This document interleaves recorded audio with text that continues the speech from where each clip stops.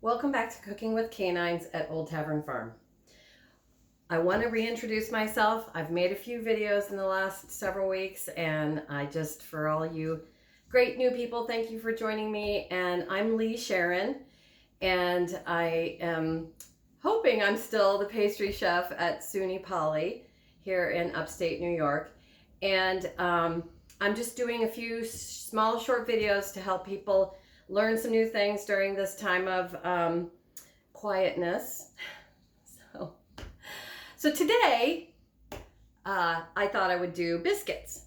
Everyone loves biscuits. Biscuits and gravy, biscuits on top of stew, chicken pot pie with biscuits on the, the list just goes on and on and on. We are a small farm homestead here in the Adirondack Mountains, and this time of year in May, June, July, August, September, October, pretty much all year round we're busy. But this particular time we're really busy because we're planting, we're harvesting, we're preserving our food, we're taking care of animals, we're getting ready for winter. Pretty much here we just get ready for winter all year round. Even in the winter we get ready for winter. So I like to have some things made ahead, put in the freezer, ready to go, waiting for us instead of us waiting for food. I'm a big believer in preparedness and having things ready, canned, frozen, dried, sugared, preserved, pickled, anything. Baked goods freeze really well. So without further ado, if you would like to connect with me on social media, I'm on Instagram at Old Tavern Farm. And I have a website. It's leesharon.weebly.com. My books are there. My YouTube channel link is there. All that stuff. So, biscuits. These are plain buttermilk biscuits. You can add whatever you want.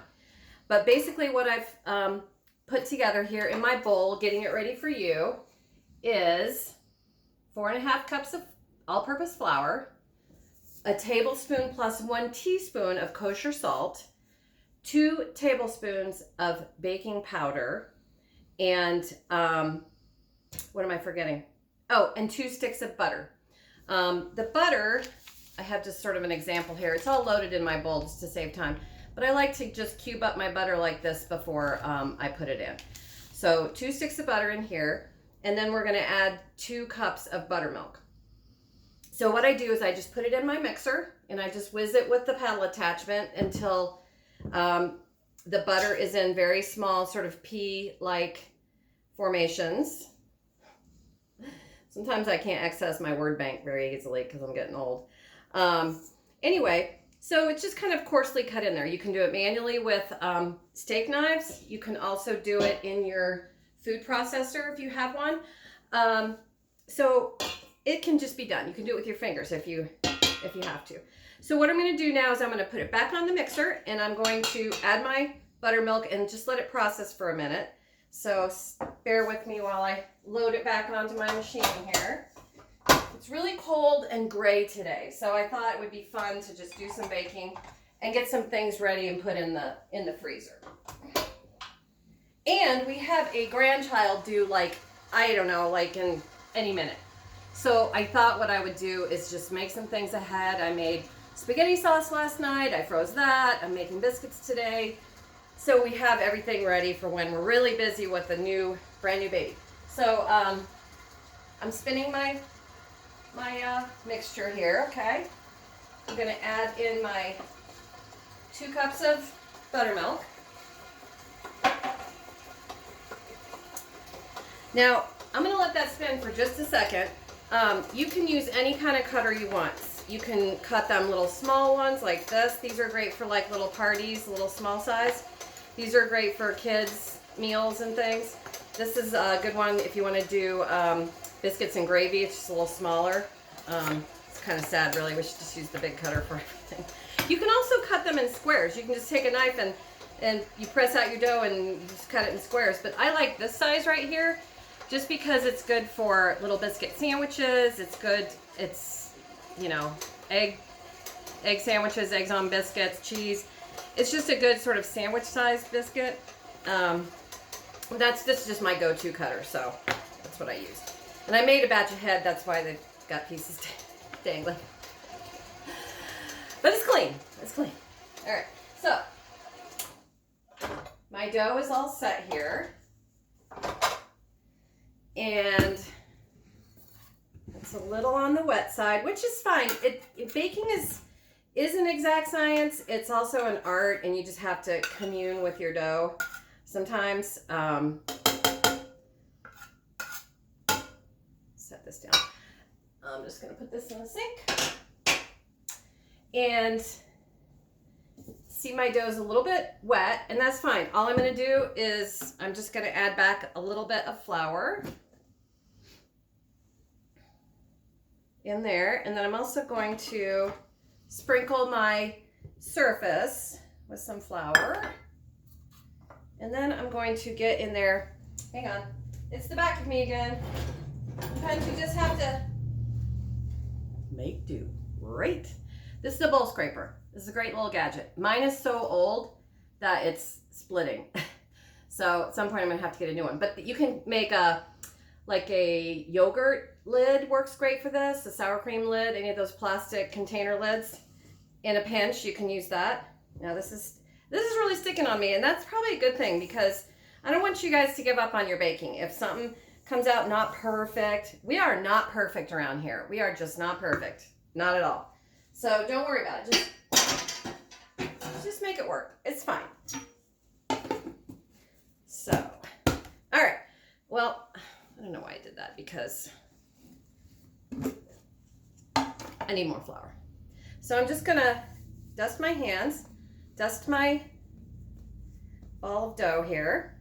Okay, now biscuits are quick breads, and they're not like yeast breads that have to be kneaded and kneaded and kneaded and kneaded to develop gluten. You're trying to limit your gluten production so that you have a tender, flaky biscuit, all right? So my rule of thumb is 15 kneads. And again, this recipe is on my website. It's the latest blog post posted today. So 1, 2, 3, 4, 5, 6, 7, turning it, 8, 9, 10, 11, 12, 13, 14, 15. Stop. Don't touch it again. I know it's tempting. Okay, then I'm just going to spread back out my flour. Some people use a rolling pin, and I have one, and it's fine to use it. It's absolutely fine. But I find that it's not really necessary to use a rolling pin on biscuits. I like to just flatten them out about this. Now, some people make a mistake with biscuits in that they roll them out or pat them out too thin. They will rise quite a lot in the oven when you bake them. 400 degrees. 400 degrees. Mine's convection at 400 degrees. So if you have a traditional conventional oven, you might want to do 425. It just needs to be hot. But if you roll them out or pat them out too thin, they have trouble getting that lift in the oven. So, but again, they'll still be good. But about like this. So about 1.5 inches, 2 inches. All right. So then I'm going to take my cutter, and when you're cutting biscuits, to get a nice rise, just go straight down. Don't be twisting or screwing it or slanting. You want even sides so that the side of the biscuit can rise evenly. So about like that. That's what you're looking for. So try to get it as even as possible. We're not getting a grade here. We're not in school. We're just making food for our families. So that's just a little trick. If you just go straight down with your cutter, and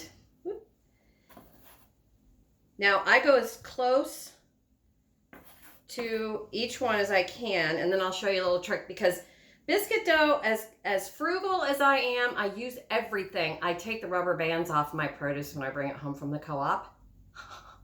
Wash rubber bands and put them in a little container. Who does that? My mom. She used to wash out the bread bags. And I do that too. So, I mean, why not, why not use them? They're right there. So, yeah, Queen of Frugal. Let me get my pan. It's all prepared over here. So, here's my pan. I have it prepared with, I've already done one batch so I could show you. Prepared, but you can use it again. Parchment is so useful. You can reuse it. I've baked on it and flipped it over and reused it again. So, super versatile product there. And so what you're going to do now, you can place these as close together as you like, because now when you bake them, you should place them very close actually.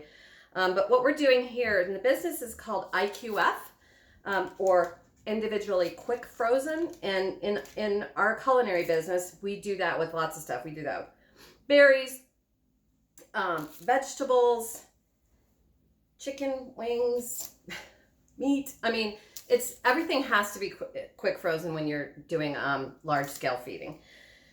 So that's what you're going to do here. You're just going to place them on a sheet pan like this, and you're going to just put this right into your freezer for a couple of hours and let them freeze, and then you're going to bag them up. But let me show you what I do with these scraps. I just basically, because these aren't good when they are reworked, because that gluten gets tough, and that means your biscuit's going to be tough. I just take and just tuck them in, roll them around like this, and then sort of make myself a new biscuit. So I'm going to just roll the scraps together and sort of make, I've got one piece here that's larger than the other. So I'm going to go on this side and cut here. So I'm just going to, and then this is going to be Raggedy Ann biscuit, but nobody cares. It's going to be good. I'm telling you, they're delicious. This is the best recipe ever. I've used it for years. All right, so I'm going to take this bunch of dough and I'm going to just curl it around like so. Don't waste anything.